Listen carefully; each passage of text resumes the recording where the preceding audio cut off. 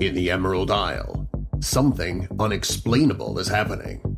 Tonight, prepare to witness the most frightening event in horror podcast history. A journey into the depths of horror history. First Class Horror presents the Class Horror Cast. Evil wears many masks, but pure horror wears only one. Support First Class Horror on Patreon for as little as $1. Can't get enough of the horror? Carve yourself a deal from official merchandise, only on Teespring. Join us on all social media at First Class Horror.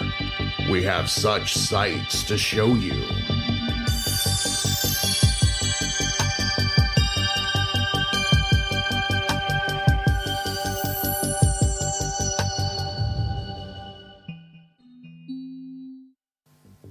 Nick Taylor is a producer and journalist specialising in horror cinema.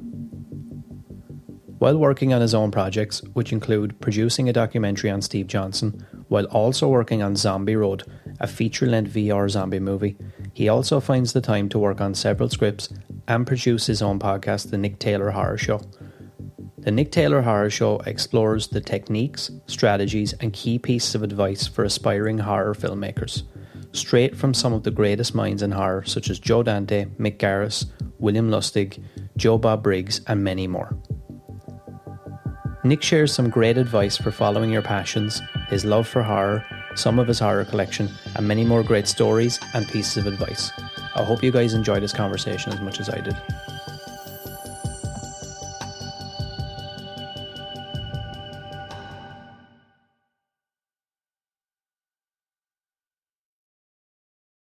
Okay, so I guess first things first, where can people find you? Anything you'd like to plug or anything like that? I like to get that out of the way at the start. Sure. You can find me on Instagram and on Twitter at I'm Nick Taylor. That's I am Nick Taylor. And I think the only thing I'd want to plug is the podcast. There's a documentary coming soon. I'll be announcing that officially soon. Oh, nice. But yeah, I would say just the podcast for right now. Okay, cool. Well, all the links will be down below anyway. And I'm sure most people listening to this have probably already heard of the podcast. So cool. First question I always try and ask people is, can you remember your first memory of horror, or maybe the first movie that maybe that's a good one. Sparked your... I don't know if this was the first, but I was not allowed to watch R-rated movies as a kid. I feel like a lot of horror like directors and fans, I was like, oh, I had really cool parents that let me watch R-rated movies. I didn't. They let me watch horror movies. They discouraged it a little bit, but R ratings were not allowed, and PG-13s I had to convince them of. But I went to the video store to rent House because I thought that it was PG-13, but House 2 is rated PG-13, and I watched it at a really young age. I think it was like 6 or 7. Wow. And it was very nightmarish. And I watch it now, of course, and it's like hilarious. Even though House 2 is way funnier. Yeah. And actually really awesome. I think that's a very undiscovered gem. I have the Arrow box set. Or no, it's not a box set. I have the Arrow set for House 2, and it's fantastic. But a House scared the hell out of me as a kid because it was just too intense for me at the time. Yeah, I could definitely see that. It was funny. I had a conversation like a week ago with somebody, and they brought up Ernest Scared Stupid. That got me. Me too, man. That one is terrifying. That really got me. I only watched it again recently for the first time in like so long, and like I realized I was like, now I can kind of see why. Because I used to be kind of ashamed that scared me. But I was in the same boat, man. I was in the same boat for sure. It's terror of those trolls who, to anything that like takes your soul or turns you into stone or eats you or shrinks you, I was just terrified at the idea of like all your power being taken away by something. But yeah, that movie was terrifying for an Ernest movie, particularly. Yeah, I know. I rewatched it, and the Kyoto brothers' work on that is fantastic. So from that point, then, when you see House, does that kind of spark your interest, or when did your interest kind of kick off? Well, my interest was there before I saw House. Like I sought out House because I needed like a PG-13 horror movie. Yeah. But I don't know what the first impression was. I think probably Beetlejuice, because that feels so just ancient for me. It feels like that movie is just in my bones. You know, I think old Tim Burton. I loved Edward Scissorhands, still do, still one of my favorites. But I think Beetlejuice was just like in my bones. Like I wanted to be him as a young kid. Yeah, I could see that. Yeah, and I was into the cartoon, and I was just on steady side of that cartoon, Gravedale High, and I just was so into horror at a young age. I would say Beetlejuice might be the earliest memory, because I don't remember watching it. I just remember it always kind of being there, like in my psyche, you know. So I think probably Beetlejuice is the first one, and for me, that's perfect gateway horror, you know. Yeah. And I was in, I think, first grade, and I had a little Lego character that I was pretending to be Beetlejuice. Nice. And I went, nice fucking model. And the teacher that I had made me sit in the bathroom, because that's bathroom talk. Oh, wow. It was the first time I ever said fuck.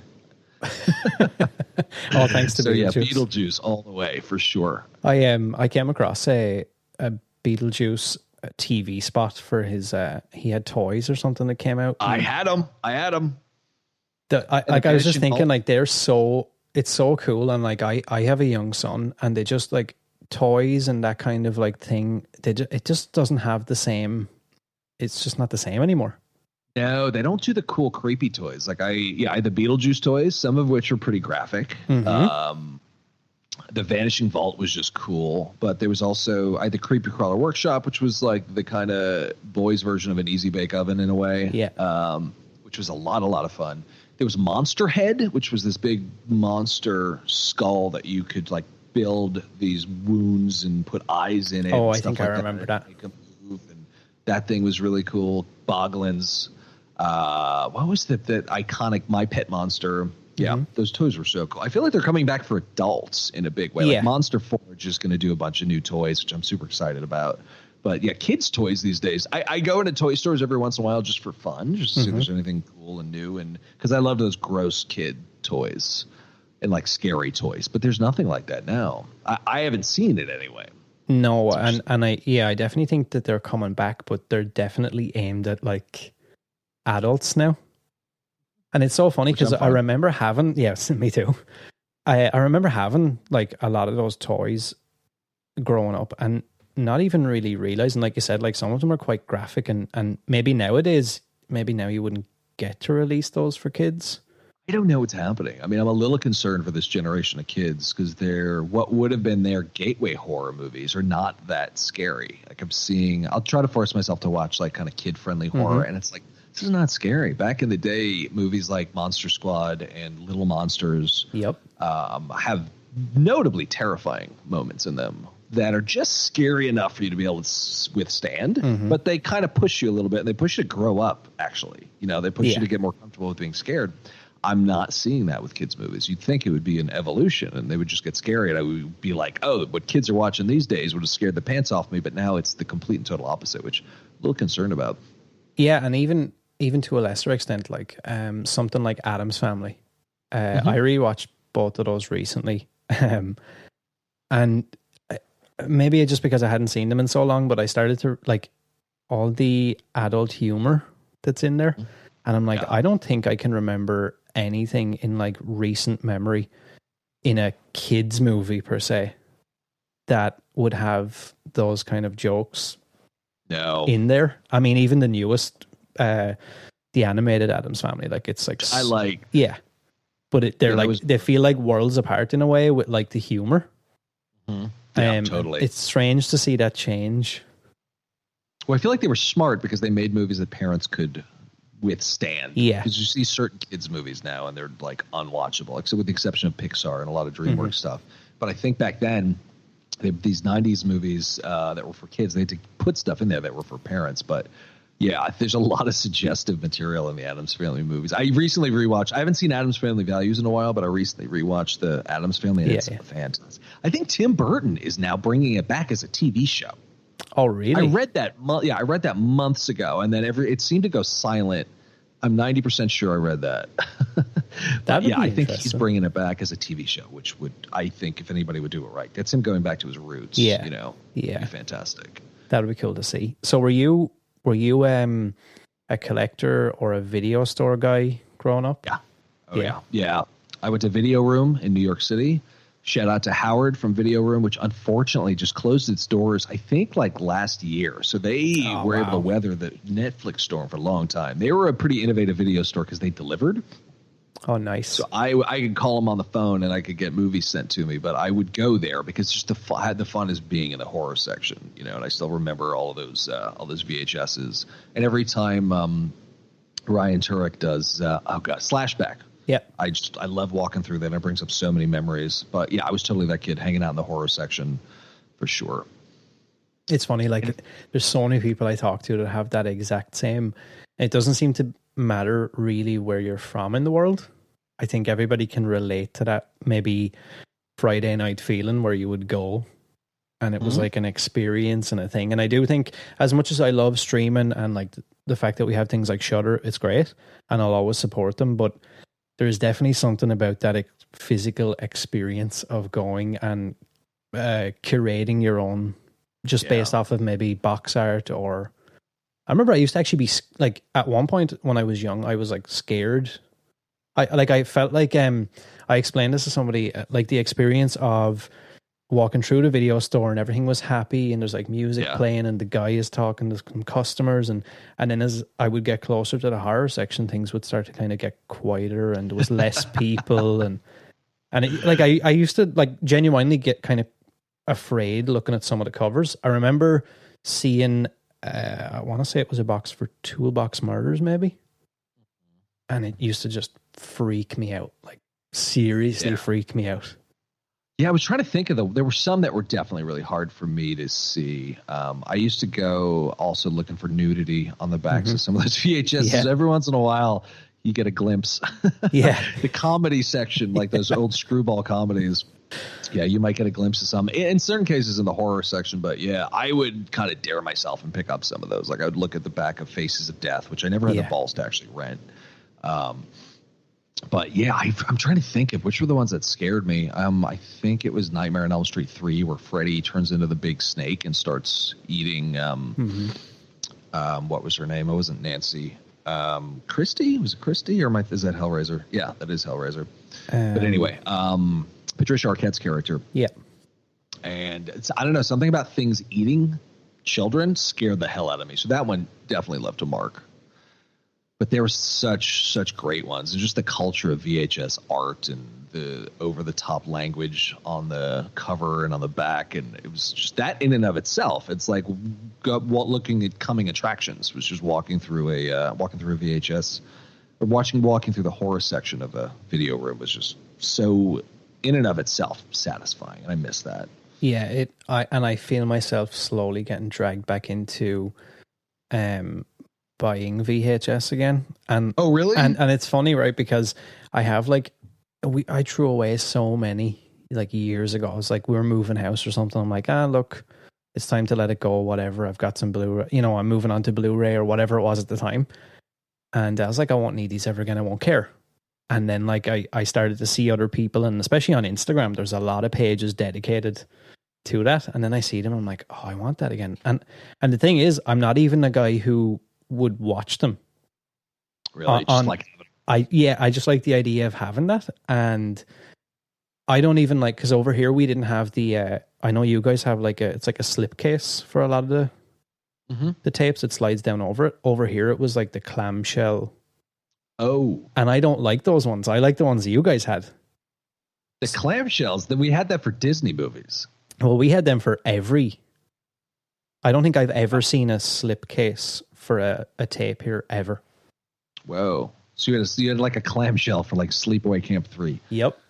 Whoa. Like every movie that we ever got was in one of those. Oh, wow. So it's like a whole new amount of space that you require if you're collecting. Where do you get them from? Where do you get your VHSs from? Well, now I've started to, my issue now is I'm buying a lot of stuff from the States, which is costing me a fortune. Oh, man. Because it's like so hard to find. The only place I used to find them here was in like thrift stores and things like that. Right. You could just pick them up.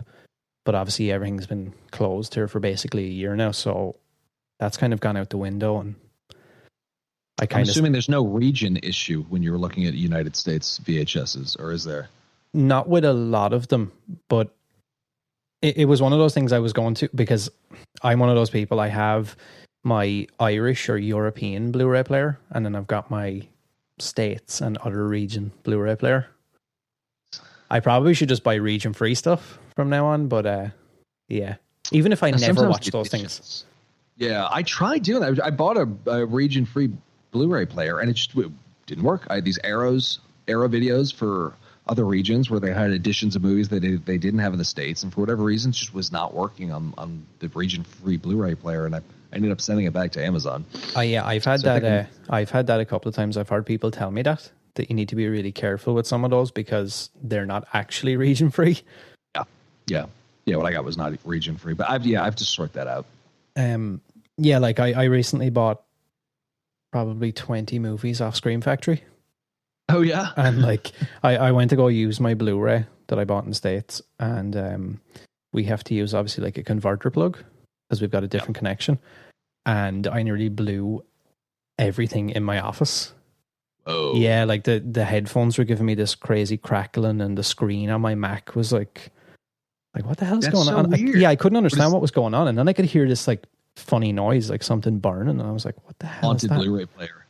And then I went over and it was sparking in the wall. I was like, okay, let me plug that out.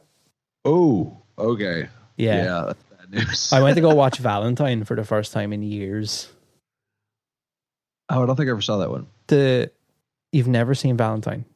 It's just called Valentine? Yeah. Slasher movie. Not My Bloody... Oh, I think in the States it's called My Bloody Valentine. No, that's the one to Minor. Oh, okay. This one is... He's like a cherub Cupid face thing. No, never seen that one. Oh, wow.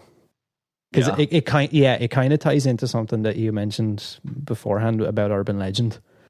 Okay. It's kind of a similar vein. Okay. Definitely check that out if you haven't seen that one. I got to check that one out. Scream Factory has that, I assume, right? Yeah. Okay. Yeah, they're so good. I know. And that's another thing I love. I love the fact that, and I hope that that companies like that can stick around as well.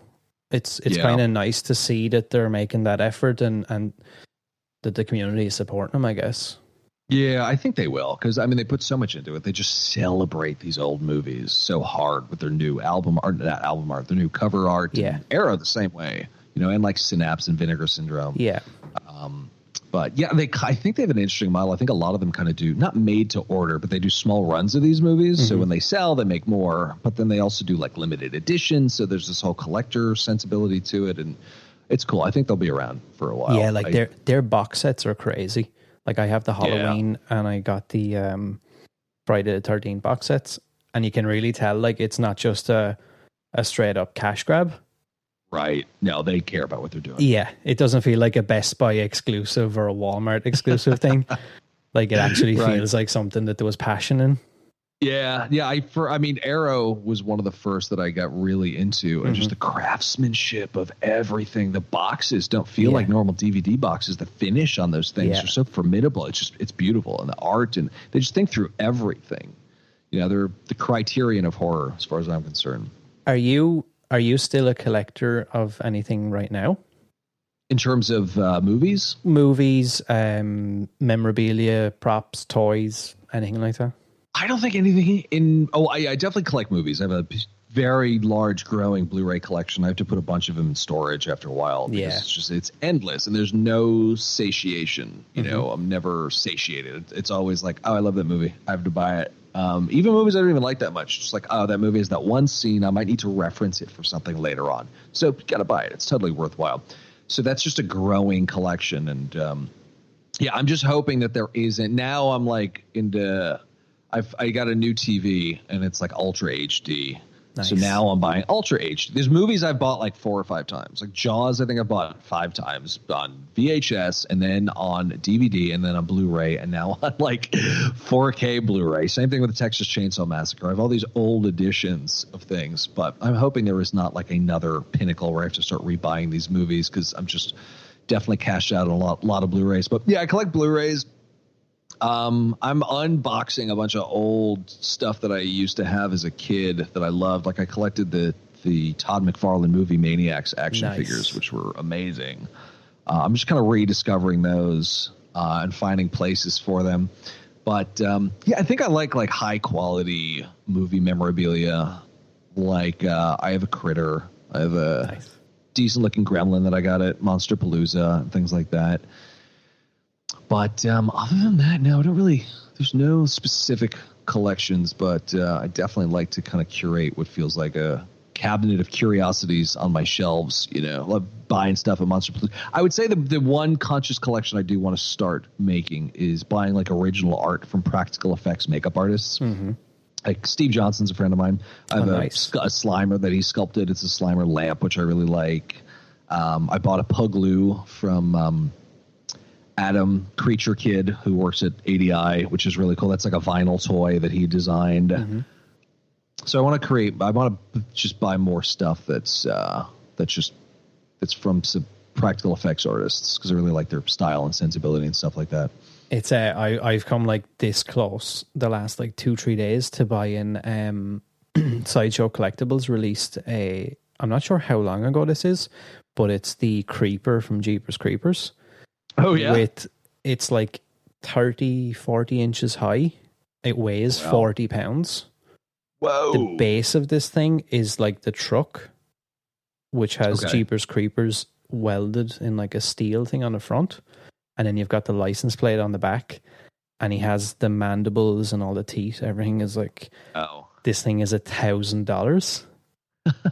And I'm like, will I, won't I? And I'm like, that was a question I was going to ask. And I always ask this to people who collect anything, whether it's a small collection, big collection, random stuff, kind of like I do.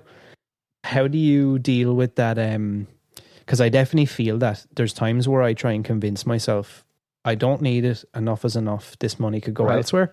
And then I'm like, but this is my thing. This makes me happy. I like to have my own museum, I guess, in a way. Yep. And I'm like, if everything outside, all those physical things I love were to disappear, and even COVID has kind of like reiterated that point to me. If I was left in my house, in my room, in this office, and I had no options to go outside, kind of like we've all been the last while, wouldn't I prefer that I have all those things that make me happy and all those memories surrounding me? But then I'm like, good point. I kind of, how do you deal with that? I don't know. It's a tough one, because I've been going through the same thing with this. There's this life-size from Sideshow Collectibles. There's a life-size Baby Yoda that I've had my eye on. It's $500, but it's perfect. It is life-size. They nailed it. They have the eyes right. They have everything, got everything right. And I'm like, I would love to have this in my house. But first of all, it takes up space. And I live in a New York apartment. And anyone who's been to New York, knows that the apartments are not huge. So you have to consider real estate when making these purchases as well. But I don't know. I've been thinking about that one for a while. I think I might pull the trigger. But yeah, it's difficult at somewhere like Monster Palooza where you have a small timeline. You can't be like, I'm going to think it over for a week. I would say maybe like a week I'll give it. And if it's still like nagging at me, I'll pull the trigger on it. I did buy something recently, which was actually criminally inexpensive, which is really cool. It's a bust. Or it's not a bust. It's a face of Alfred Hitchcock. Nice. And it's actually made from a life cast of his real face. And it's painted and it's shaded and it's in black and white. And I have it on my shelves and it just looks at me. And it was like under $100. I'll send you a link. It's this practical effects makeup artist. I forgot his name, but he does these life cast painted faces that are fantastic, and they're really inexpensive. For sure. Yeah, because I love things like that. Is it a wall hanger or something that can sit on a shelf? It's a wall hanger. I haven't hung it yet, but it is a wall hanger. Some of those are amazing. Yeah, it's pretty cool. I think it's meant to be hung, but like shelved. I'm not sure. It's structured in a different way. I think you can definitely put it on a wall for sure. Okay. But it's beautifully done, and it's from his real face. It's so cool. And they look so nice when they're displayed. Yeah. And then I start to do that thing where I'm like, oh, I've got this box set, or I've got these movies, and I've got this thing, and now I've got this live cast. I could put those there and do this. But then, like you said, then the next time you see something else, and I'm like, I could also buy that, and I could buy this. And right. I know. I catch myself doing the same thing, because you try not to be a victim of consumerism. But I think when it comes to collectibles, like you said, if it makes you happy, if you walk into the place and it's just the energy of these items in a Marie Kondo sense, if they bring you joy, I think it's worth the investment for sure. I think you might have just sold me on that $1,000 bust. That includes You can shipping, send me a so I don't photo. feel so bad. Oh, okay. And that's shipping from, I'm not sure where in the States to Ireland, so that's not that bad, I guess. I think the shipping's like $150 or $180. 40 pounds, that's not terrible. Yeah. It's definitely not terrible. Yeah. Yeah, that sounds insane. But hey, man, if it makes you happy. Yeah, that's true. I just have to not think about it. I think I just have to pull the trigger and then just stop thinking about the money. Right. Once it's there. Yeah. That's when I'll feel better, I think.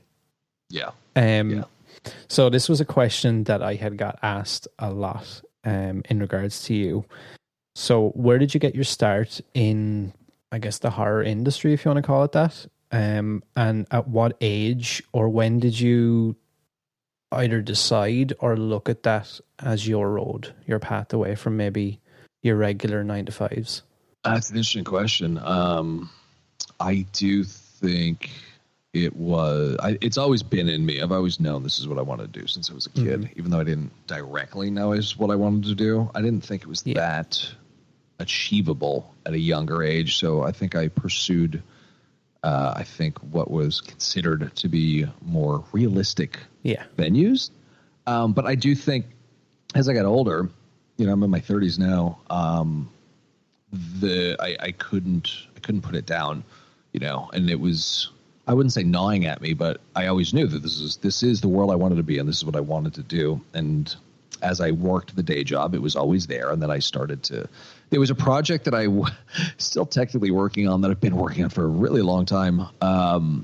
It just turned out to be way more legwork than I thought it was going to be. And it's a virtual reality zombie movie, which I've been working on for like over 5 years, but it's very complicated and turns out to be way more expensive than I thought. So still meaning to kickstart that thing, but that was something that, regardless of where the state that it's in now, I think that was a project to work on. It was somewhere to put my kind of horror sensibility in.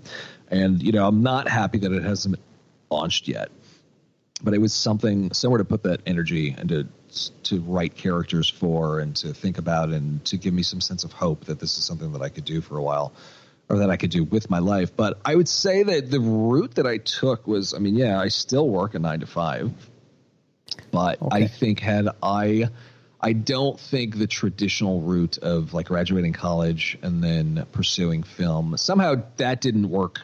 That's not what happened with me. And looking back right now, my documentary is going to be my first film. It's around the corner.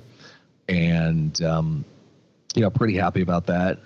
But I don't know when I think about what would have happened if I pursued film out of the gate, no holds barred, is I may have gotten burned out by the time I was 30, whereas now I have a very, very good job and it's still stimulating. I get to meet with fascinating people. They're not in the horror industry, but, there's a lot of stimulation there, and it stabilizes my life in a way where I don't think I have to give that up to pursue it full time. In other words, there's this saying that when it comes to the job that you're working and then your actual passion, it's like two trains and you're on one train, and that train is your immediate job and your immediate life and your stable existence. And then there's the other train that is the train that you want to be on.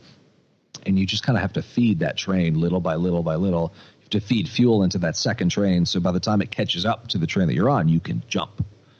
And that's what I'm still working towards. But I think the podcast was a huge outlet for me because I just wanted to connect with other horror filmmakers. And I never went to film school. I think I regret not doing that because I went to college. And when I look back at what I learned, liberal arts educations are silly, as far as I'm concerned.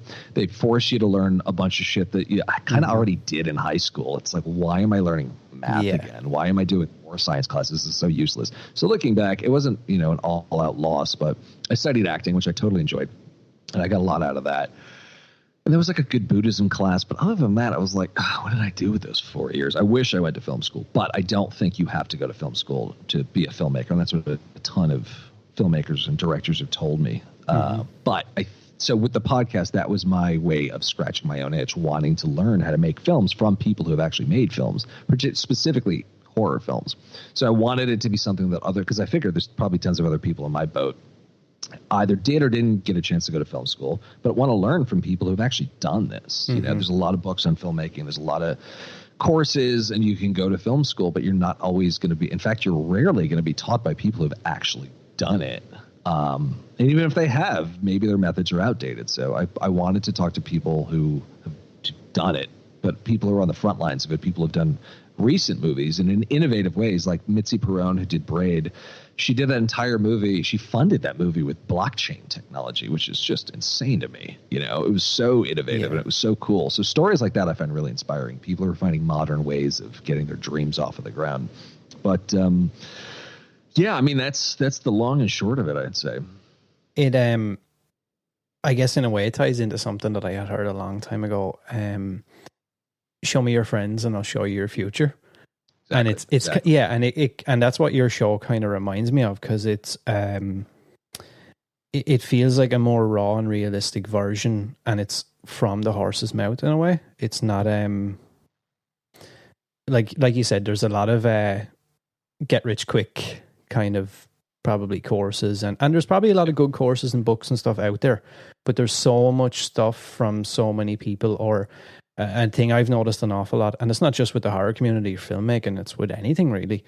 We've got an awful lot of critics or experts in the field that have actually never been in the field. A lot of those armchair experts, and that's what I like about your show. It's very real, and the questions you ask, I think, are a lot more relatable to your, I don't want to say everyday average person, but it's structured in such a way that it's understandable. It seems real, if you get me. Oh, thanks, if that makes sense.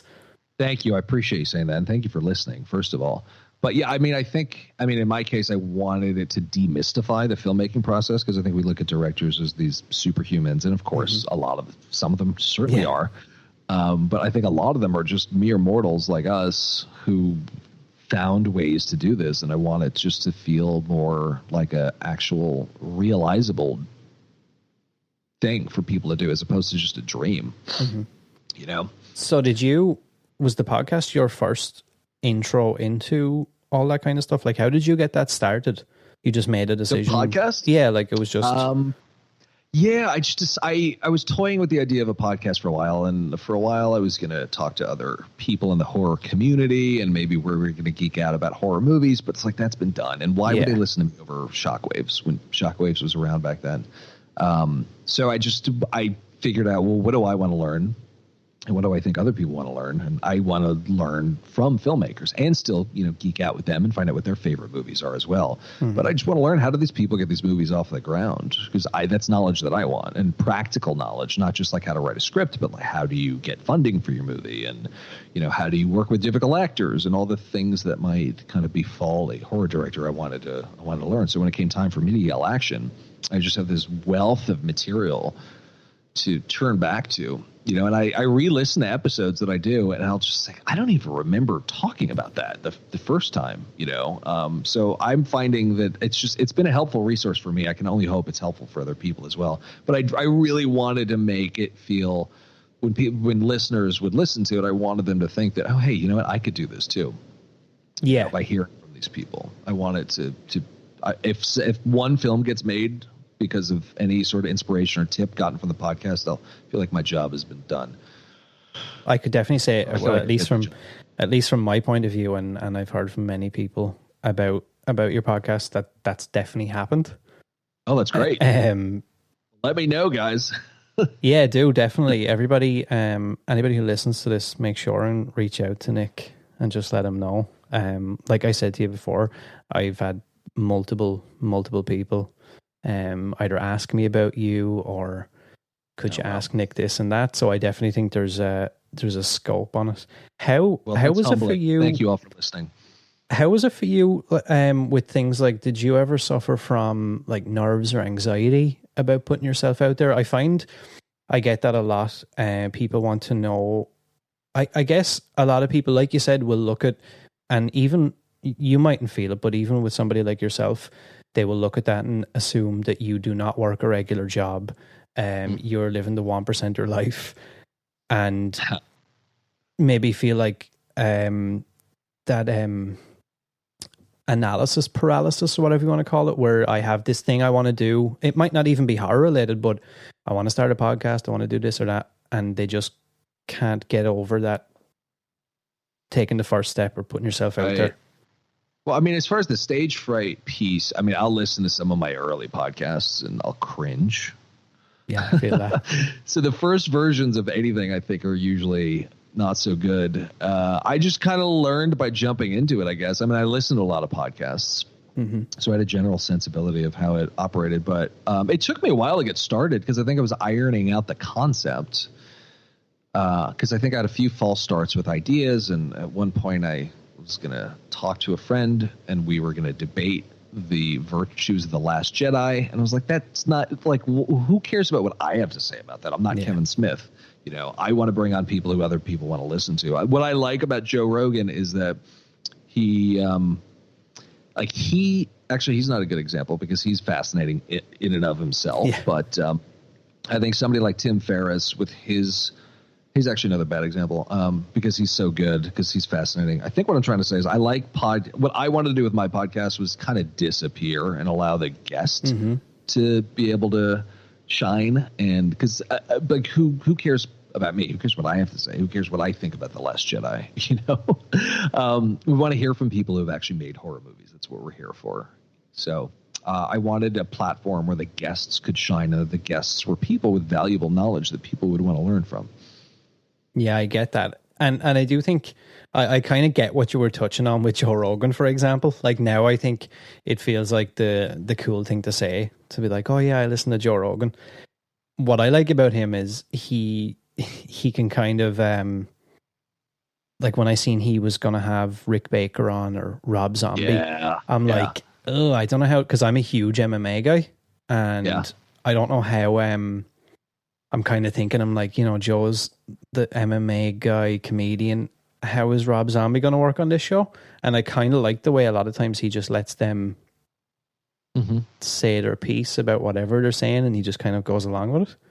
Yeah, he's very adaptable. Yeah, he's very multifaceted. I think the example I was trying to make, but it didn't work in the context of what we were talking about, is that I'll almost listen to just about any guest. I won't even look at the guest sometimes. It's just like, I feel like Rogan, because he in and of himself is so fascinating and interesting and funny. Yeah. The fact that his background in comedy definitely helps, because, you know, he can be talking about super volcanoes and MMA and then throw in a dick joke, and then say, and then you can get your news from him as well. I know I think he is just in and of himself a fascinating person, and I think he holds a show. So regardless of who he talks to, same thing with Tim Ferriss. Yeah, definitely.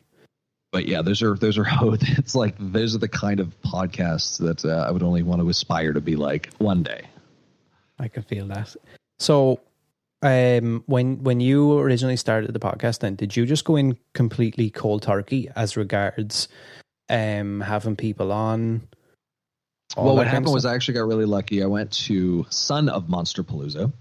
I'd been to Monsterpalooza, but I went to Son of Monsterpalooza because I wanted to start the podcast. So I brought all my audio gear out there. And in like a 3-day period, I got like 4 or 5 really good guests. And I did it all in person. And doing podcasts in person is, I'm sure you know, is way better. It's way more intimate, way more connected. You know, we don't really have a choice right now because of COVID, but I talked to Joe Dante, which was a big one.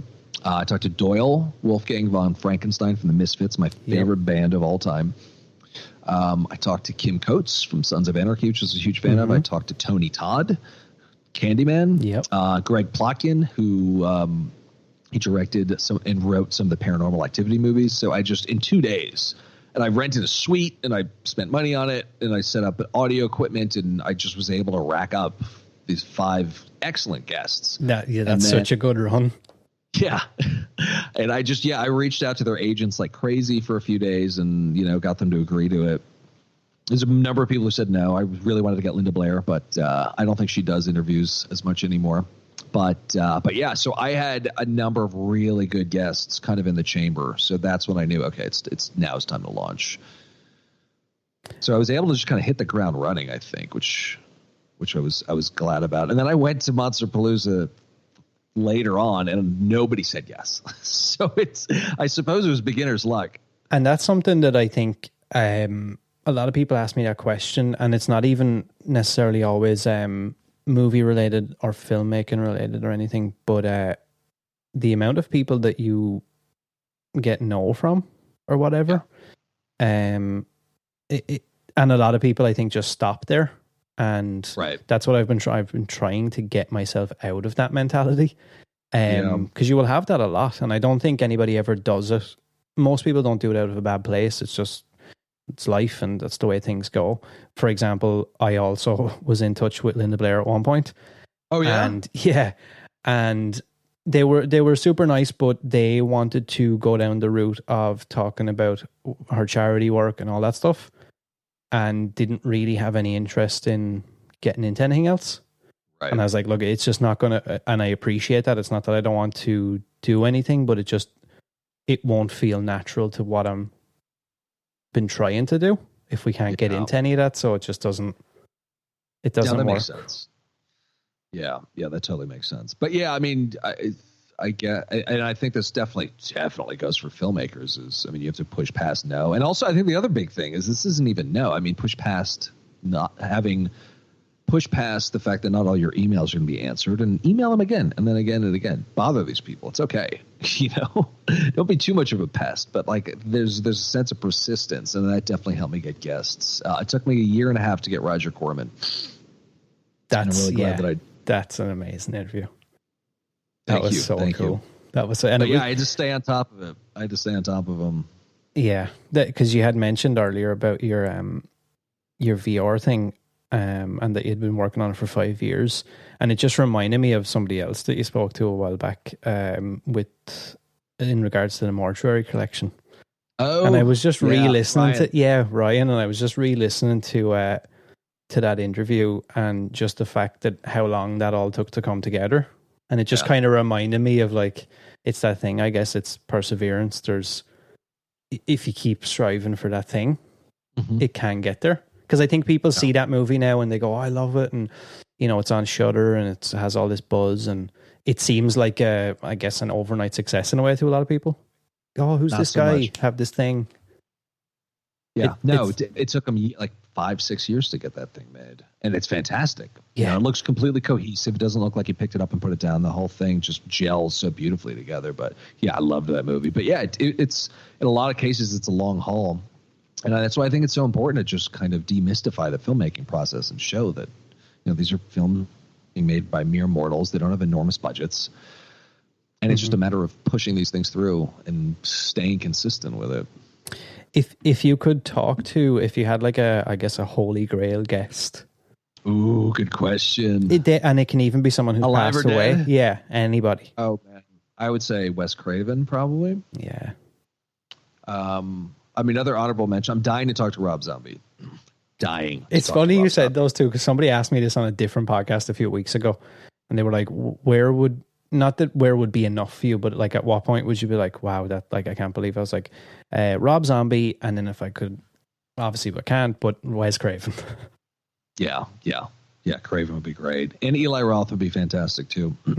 I feel like Eli Roth is good in the advice department. Yeah, I feel like he very much has his heart in young filmmakers.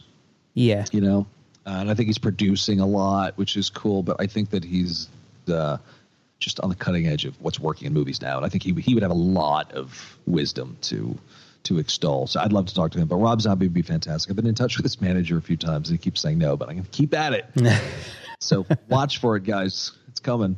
Yeah, like even with Eli, and he seems to, in a way, it's like you said, with young filmmakers and stuff, he does kind of have his finger on the pulse in a way. Like I know he got involved with Crypt TV, and he seems to kind of how he can't he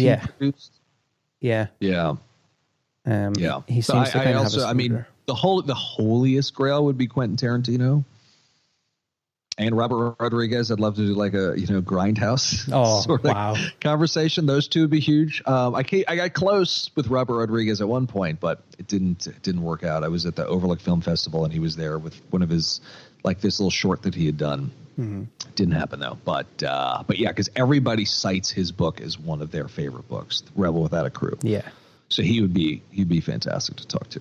Do you think that this whole the whole pandemic situation and COVID, has that made it more accessible or less accessible? I don't know. It's an interesting question.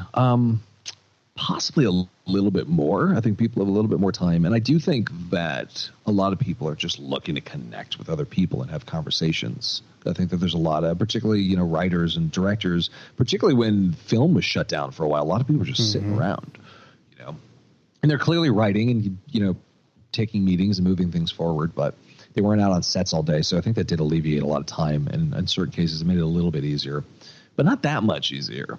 No, not really. That much easier. No. Yeah, as you well know. Is it something that you see yourself doing forever? I think so. I mean, I learned so much from it. And I observe Mick Garris has been doing his podcast in one form or another for decades, and it's for him. It's a way to constantly be learning, and I think that that's important. I think just the perpetual education, particularly in matters of filmmaking, is important because the methods change and the markets change, and every guest you talk to, you learn something from, especially people who just put movies out, and they might turn you on to something that'll help your film that you didn't think of before. So I don't see myself putting it down. I can see myself taking breaks between seasons and things like that, but I'm getting so much out of it. I'm really just enjoying the conversations and the learning. I think I'll probably talk to guests that I've had in the past multiple times, because when they put out new movies and their lives change, I think we're going to want to get updates. But yeah, I can definitely see myself doing it indefinitely. And as regards like your goal or your plan for it, I guess just to kind of keep doing what you're doing and leveling up. Probably. I'd like to do a book eventually. Nice. Once I get enough guests and I get enough sound bites and enough pieces of advice, just like a fundamental guide for horror directors, that just distills all of the kind of key pieces of information into one fundamental volume. I think once I start getting some more, once I get those like Rob Zombie guests, I think it'll probably help. But I'd like to turn it into something else eventually. Just a quintessential volume for horror directors, or series of volumes eventually.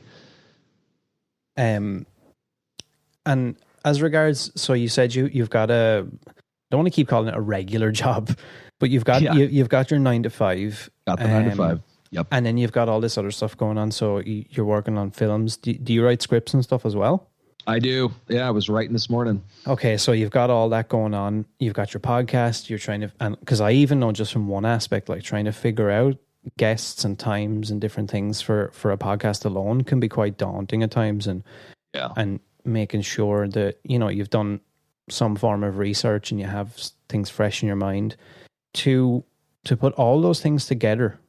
How do you have a life? How do you cope with family, relationships, all that stuff? Like a lot of people seem to have, including myself sometimes, where you probably have the people who are too afraid to get started, and then either when they do get started, or like the way I've become, it's I don't want to call it an obsession, but there's times I find it hard to turn that switch off. Yeah. And let things go. Like I'll go downstairs with the family, or we'll go out somewhere, and I find that I'm emailing, and I'm like, it's like I can't leave it alone. Yeah. Yeah, I think it's definitely, I meditate, which is very helpful for that. It's very helpful for, turning things off and then turning things back on. I would say, I think turning it off is important, because I do think we live in a very hustle-oriented culture, which is really important. Hustling is very important, but I think it's also, you do need to give your brain a rest from time to time. Like, I'll go out to dinner with my girlfriend and I will just consciously not take my phone. Yeah. Not because I can't not look at it, because when I see couples out to dinner with each other and they're on their phones, it's like, what are you even doing out? Like, why are you even doing that? But I find that by not having the phone, I'm not even tempted to look at my phone, because I don't have it. And that alone allows me to be so much more present in the moment, and, make that such a more fulfilling experience. So I think little things like that, but I'm a big Evernote power user, which definitely helps me keep things organized. Yeah, I think the apps definitely help, but I think I don't know. I kind of go back and forth. I wish I had a better answer for you. Sometimes I'll just sprint and I'll do like 3 or 4 interviews in a week, and then I'll get those ready to go. And then for the next so you've got 3 some weeks, I'll have time off. But I find that I definitely, the way my mind works, I can definitely do well if I batch things. If I do a bunch of things, the same thing in a single day or a single week, and then not do it at all for a while, just set it and forget it, sort of a thing. So I've done that in some cases, but then sometimes I try to just stick to 1 interview a week, where I speak to 1 person a week, which is relatively, it's not easy to do, but it's manageable for sure. Mm-hmm. But yeah, you just make these things work. And I would say if you feel like you don't have time, just put 1 out a month.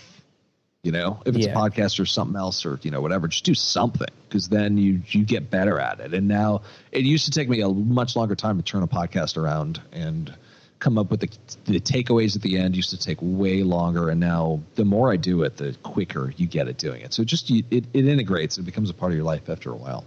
Yeah, I love that about your show as well. The takeaways at the end, because there's often been times where I've listened to an episode maybe twice, and then you might say something at the end and I'll only pick up on it then. I'm like, oh yeah, okay, that makes sense. And you don't get that with a lot of podcasts. You don't get it just kind of ends and then that's it then. And if you haven't picked up on it. Thank you for saying that. I think just that originated from selfish reasons, because I wanted to remember these things in particular, and writing them down would be one thing, but I feel like I was cheating the audience if I was just keeping these notes to myself. But it forces me to really listen with a kind of educational frame, and just figure out, okay, what did we learn, and how can the listener apply this? And just because sometimes I'll go back to the episodes and listen to just the takeaways from certain particularly inspirational guests, and it'll jog my memory of these things. So originally it forced me to synthesize the information into something actionable. Like I wanted the podcast to be actionable, not just chit chat. Yeah, I get that definitely, and I do think that there's.